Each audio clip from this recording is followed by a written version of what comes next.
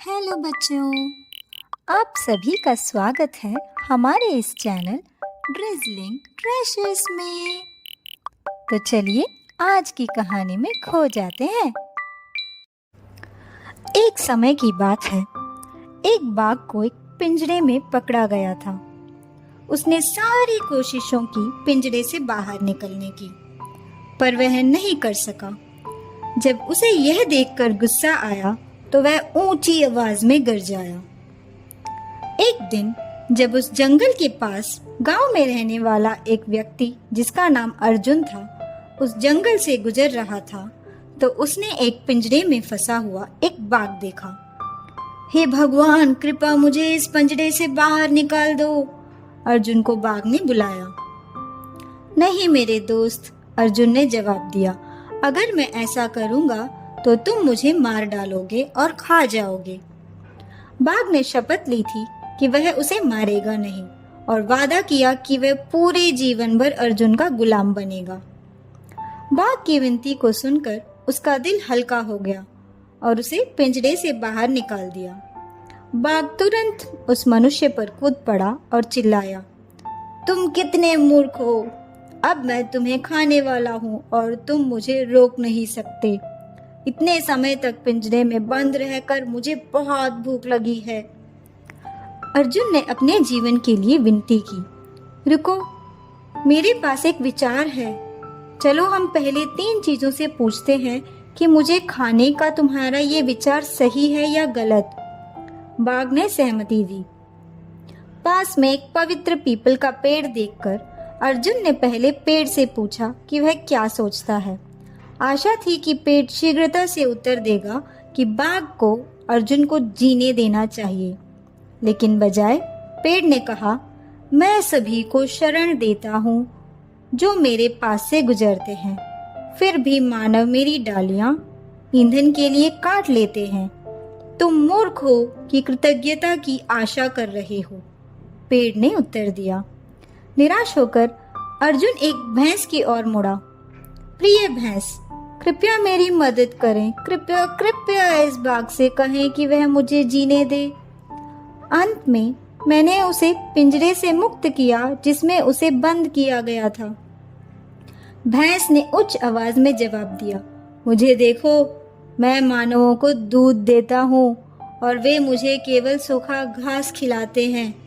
अब जब मैं सूख गया हूँ, वे मुझे एक योक में बांधकर मुझसे पूरे दिन काम करवाते हैं। तुम ऐसा उम्मीद कर रहे हो कि कृतज्ञता होगी, तुम तो मूर्ख हो। अंत में बाघ और अर्जुन ने एक सियार को गुजरते हुए देखा और उसे पूरी कहानी सुनाई। यह कितना भ्रांतिकर है, सिर हिलाते हुए सियार ने जवाब दिया, तुम पिंजरे में थे और बाघ गुजर रहा था। तुम्हारी कहानी कुछ समझ में नहीं आती है। क्या तुम कृपया फिर से सुना सकते हो? इस पर अर्जुन ने सब कुछ फिर से सुनाया, लेकिन सियार ने एक बेरहमी से सिर हिलाते हुए कहा, मुझे समझ में नहीं आया। पिंजरा बाग में था और तुम गुजर रहे थे।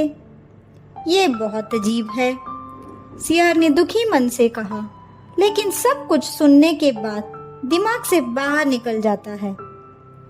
हम एक काम करते हैं, हम उस जगह जाते हैं जहां ये सब हुआ, शायद फिर मैं अपनी राय दे सकूं।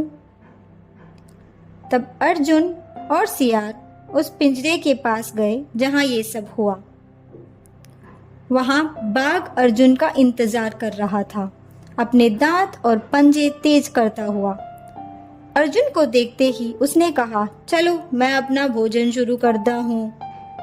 मेरे प्रिय प्रभु, मुझे 5 मिनट दीजिए, अर्जुन ने विनती की, ताकि मैं सियार को समझा सकूं, क्योंकि उसे कुछ समझ नहीं आया है।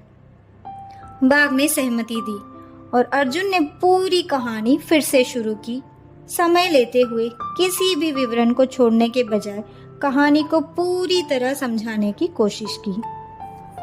अरे मेरे गरीब दिमाग, मेरा दिमाग बहुत गरीब है, सियार ने चीखते हुए कहा पंजे मलकर।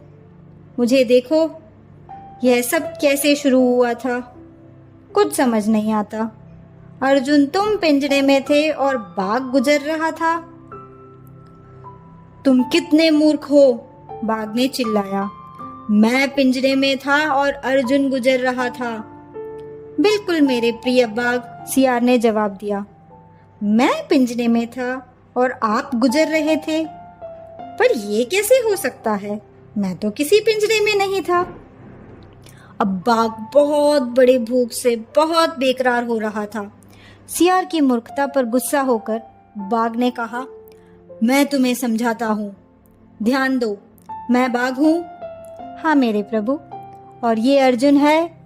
हाँ मेरे प्रभु। और ये है पिंजरा। हाँ मेरे प्रभु। बाघ पिंजरे में कूद गया और कहा, देखो, मैं इस प्रकार पिंजरे में था और अर्जुन गुजर रहा था। अब समझे? पूरी तरह से समझ गया, सियार ने मुस्कुराते हुए कहा, जैसे ही उसने पिंजरे का दरवाजा चालाकी से बंद किया। और ये कहानी है कैसे सियार ने अर्जुन को बाघ से बचाया। सियार की समझदारी के लिए आभारी होकर अकृतज्ञ शेर को उसकी किस्मत पर छोड़ते हुए अर्जुन अपने रास्ते पर चला गया।